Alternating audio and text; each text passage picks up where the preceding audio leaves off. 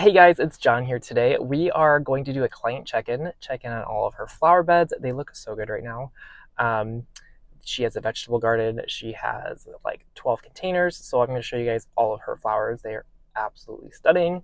We're going to head to the nursery to pick up some soil afterwards because we need some soil for our new containers. We just put 6 giant pots in our front yard, you guys. I'm so excited to show you what we're going to fill in them. Usually we don't plant our summer flowers until like mid-April, so we're just going to get them all ready and get them all prepped and plumbed up with irrigation and stuff like that. So I am going to flip this camera around and show you guys her beautiful flowers. You guys, look at this flower bed. Ugh, it looks so magical. We have that border of alyssum. Look how beautiful that looks. We had some lobelia in here, but some of it did get frosted back. So some of them are kind of small from our winter freeze, but they're popping back in here beautifully. I absolutely love it. Oh, it looks so good. The kales are starting to flower. I'm surprised all of them are not flowering yet, but we'll probably take those out in just a little bit. And these snapdragons, you guys, these are a tweeny peach, twinny peach or tweeny, I don't really know which one, but tweeny peach. They're a dwarf variety that only gets about a foot to 18 inches tall, and it's the most beautiful color of coral and salmon. But it's kind of like a mix of like a chantilly and madame. It has that open face bloom to it, but it has like a semi-double petal structure to it. It's absolutely gorgeous and to die for. I'm so happy I popped them in here. We did pop in some petunias just because this area was kind of empty in the winter time and there wasn't a lot blooming in this space. So I popped in the petunias and they're getting obviously swallowed by the snapdragons, which is totally fine.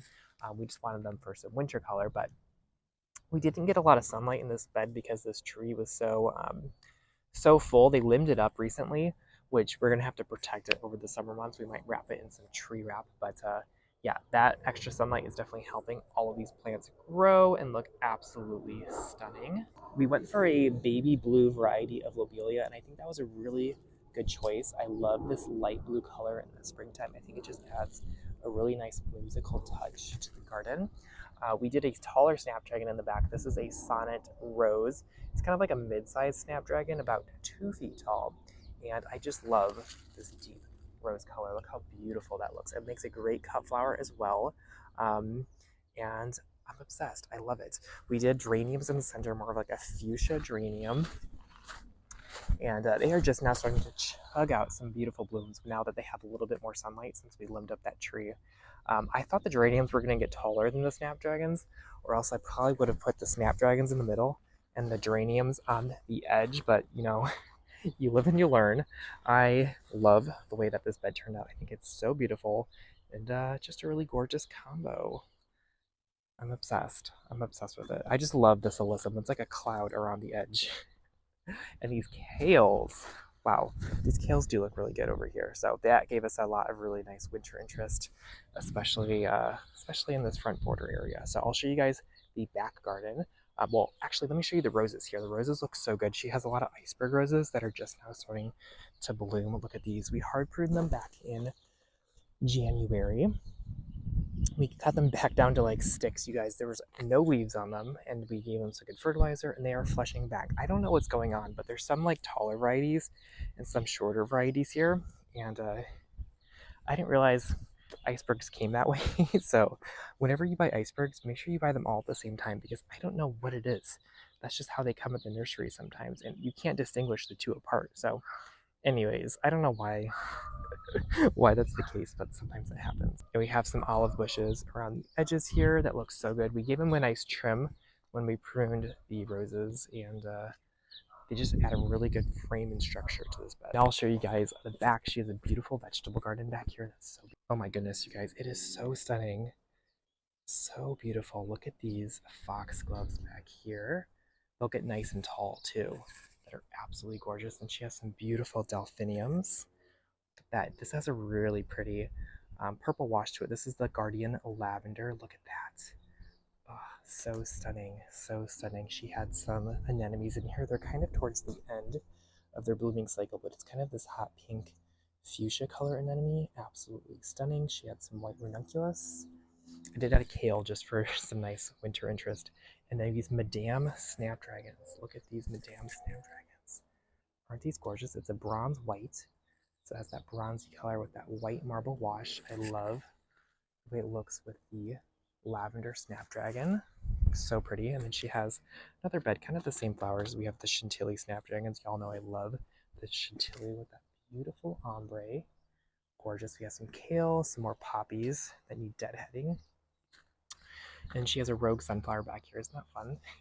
And more of the foxgloves. This is the Camelot lavender, as I mentioned. But yeah, just some really pretty, like more cottage garden style flowers. And these two round planters. These are all, like I mentioned, on their own irrigation zone. And they're watered every day right now. They all have this beautiful alyssum too. Look at that. This is the Dazinger, that Japanese, I think it's a Japanese alyssum, just that beautiful trailing variety. Beautiful rose snapdragons. More of the petunias. Look how beautiful these are. The snapdragons are just such a great touch right now. Absolutely something. And she has 11 pots back here. Look at that. Isn't that lovely? Just imagine sitting back here and enjoying all of these containers. I think it's absolutely stunning. Oh, you guys. So we have 11 of these pots. It's kind of all the same types of flowers, but we have 11 of them back here. And then we're adding 3 more over. I'll show you guys. 3 more right here, just to add some more color. We did have some creeping Jenny in here, but it kind of got swallowed up. And I don't know if it was the thrips that were an issue, because we do have somewhat of a thrip issue. They just didn't grow too much, so I don't know if I'll add that in next year, but it was a good touch for the beginning of the container arrangement. There is some, as you can see over there too. We are giving everything a quick fertilizer, the containers and the flower bed out front with some fertilizer. We're just using the Proven Winners water-soluble fertilizer, and we use 1 scoop per gallon, so these are 2-gallon containers. We'll use 2 scoops. So we're gonna get this done, and I'll take you guys to the nursery after. Okay, so we're at the nursery, and I really don't need any plants, but you know we gotta look before we buy our soil. Wow, they already have vincas in. We don't need vincas, but vincas are a bulletproof plant we have in the summer. Just lots of really fun things. They have some dianthus here. Love dianthus. Some cosmos, lisianthus. Gorgeous. Ooh, I love this status. I love this color, this kind of coleus. This is the wizard green. For the springtime, I think this adds a really nice spring touch with that little bit of white in there. I haven't tried growing verbena in a few years. I might try it just because of how pretty this color is. This is the sparkling amethyst verbena. I do love a purple oxalis for like a shade container. These are great. They are actually perennials here in zone 9. They'll die back in the winter time. They might die back in the summer if it's too hot, but they'll pop back up in the fall. I also love this lotus vine. Fire flower or fire vine too. Look at these flowers. Aren't these gorgeous? And I've had these be perennials before in like a container. We do move them into the shade in the summertime though. We got 20 bags, so of course they had to whip out the loader. Alrighty, we are back home. We have the 20 bags that we got at the nursery. Kyle was at Costco while we were at the nursery. He got some grapes. But these are the containers, you guys. They're all going, and we have 6 of them that we just got to plant out front. We're doing some spring cleaning. We're getting rid of, we're cleaning up the mulch. We'll weed this later, but you guys, look how beautiful these are. I'm so excited. We had some gnarly, overgrown natal plums in here. They were like half dead, so we're like, let's just rip it out, put in some color. We're gonna hook them all up to irrigation. But we decided to get them sprayed on the inside with like a coating we got these at the plant stand, and they spray with a coating, a tar coating that helps retain moisture and just makes the plant of the pot last a lot longer. So we have an irrigation line that we found under here. I didn't realize it was working. I thought it was broken. So we tested it, it's working. We're gonna string them up through here, make sure they're all center, and then fill them up with our soil that we just got. This one, we have this on a timer, like a hose timer back here, but the timer broke. Sometimes in the sun kind of destroys these battery operated timers over the course of like a year or two. So we have to replace them probably every year if they're in the sun, maybe every 3 years if they are in the shade. So this one unfortunately just got neglected. So we'll replace this, get all these set up, and then we'll pop them up and I'll show you guys how we do that. So anyways, that's it for today's video, you guys. Thanks for watching and I'll see y'all in the next one.